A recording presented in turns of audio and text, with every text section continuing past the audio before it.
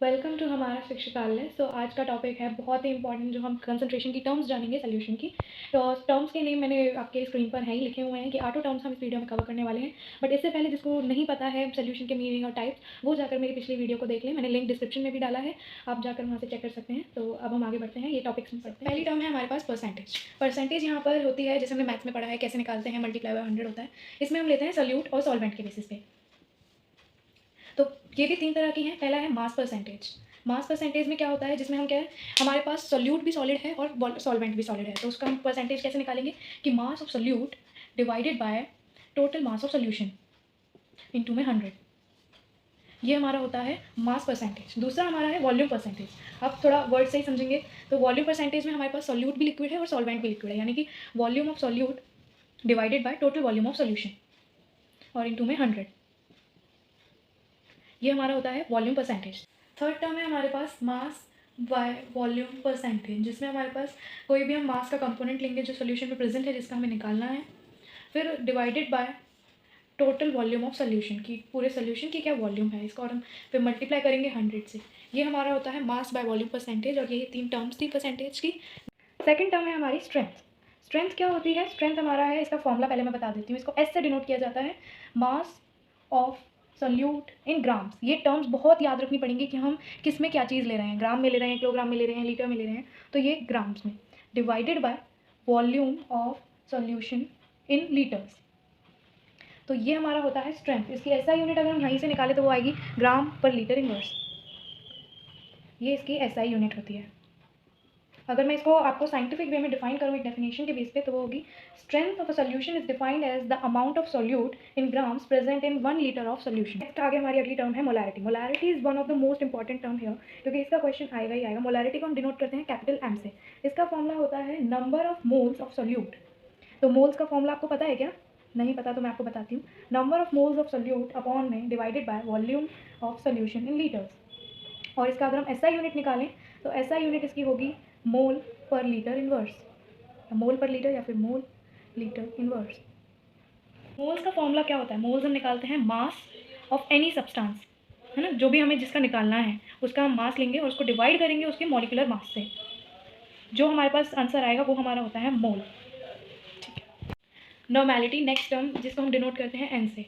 Normality का formula होता है equivalent mass of solute divided by volume of solution in litres. So scientific definition of normality is defined as the number of gram equivalents of solute dissolved per liter of given solution.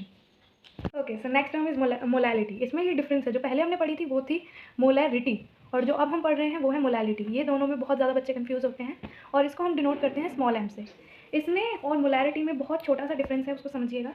इसका formula पहले मैं बताती हूँ। Formula होता है कि number of moles of solute divided by mass of solvent in KG. Unit अब हम बताएं, ऐसा यूनिट इसकी होती है मोल पर kilogram. Definition of molality is defined as number of moles of solute dissolved in 1000 grams of solvent या फिर 1 kg of solvent। 1 kg solvent में कितना solute मिक्स है।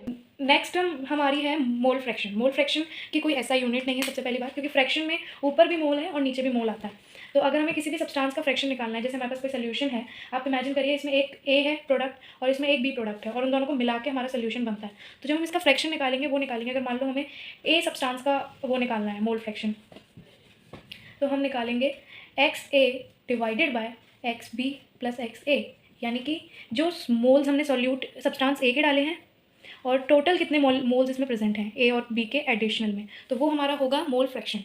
नेक्स्ट टर्म है मास फ्रैक्शन। सेम उसी की तरह मास फ्रैक्शन में हम mass of substance A divided by total mass, यानी कि जितने भी उसमें प्रेजेंट है, ए प्रेजेंट है, बी भी प्रेजेंट हो सकता है, और भी अगर कोई सॉल्यूट प्रेजेंट है उसके अंदर तो C D and so on. और इस तरीके से ये हमारा होता है मास फ्रैक्शन, और इसकी भी कोई ऐसा यूनिट नहीं होती है। ठीक है, पार्ट्स पर मिलियन। पार्ट्स पर मिलियन हमारा होता है कि कोई भी एक सब्सटेंस है, जैसे हमारे पास सोल्यूशन है उसके अंदर मैंने बताया ए बी और ये सब प्रेजेंट है, तो हम अगर इसका पीपीएम निकालें पार्ट्स पर मिलियन, तो इसका जैसे आपको वर्ड से ही समझ आ रहा होगा कि 1 मिलियन पर मिलियन, यानी कि 1 मिलियन में कितने पार्ट्स प्रेजेंट है।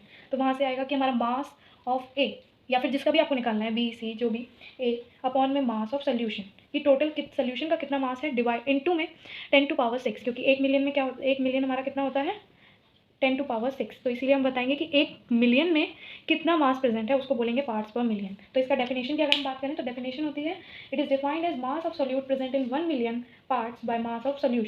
ठीक है, तो ये हमारा लास्ट टॉपिक है आज की वीडियो का, जिसमें हम वॉल्यूम और नॉर्मेलिटी के बीच में रिलेशनशिप बताएंगे। तो इसका एक इक्वेशन होती है जो हमें याद रखनी चाहिए, वो है N1V1 is equals to N2V2। N1V1 क्या है, ये एक जो हमारे पास पार्टिकल है उसका नॉर्मेलिटी और वॉल्यूम है, इज इक्वल्स टू में जो हमारे पास दूसरा कोई भी जो हम पार्टिकल ले रहे हैं वो। तो ये हमारी इक्वेशन है। इस इक्वेशन के बेस पे भी काफ़ी क्वेश्चन मिलेंगे आपको। एक ऐसे ही मोलैरिटी और वॉल्यूम के बीच में भी हमारे पास इक्वेशन होती है रिलेशनशिप, जो भी यही है M1V1 is equals to M2V2। और इसी में अगर हमें मोल्स और ऐड करने हैं तो मोल्स के बाद इसकी इक्वेशन ये बन जाती है M1V1 अपॉन में N1 is equals to M2V2 upon में N2। N यहाँ पर क्या है, N is equals two moles, कि यहाँ पर जो वन पार्टिकल है उसके कितने मोल्स हैं और दूसरे पार्टिकल के कितने मोल्स हैं, उनको हम डिवाइड कर दें तो ये हमारी इक्वेशन है। नेक्स्ट वीडियो में I hope I will try to cover some questions for you on the basis of this terms. इन टर्म्स के बेसिस पे मैं कुछ क्वेश्चन कवर करने की कोशिश करूँगी आपके लिए। Thanks for watching this video. Please check my previous video, link in the description box. Thank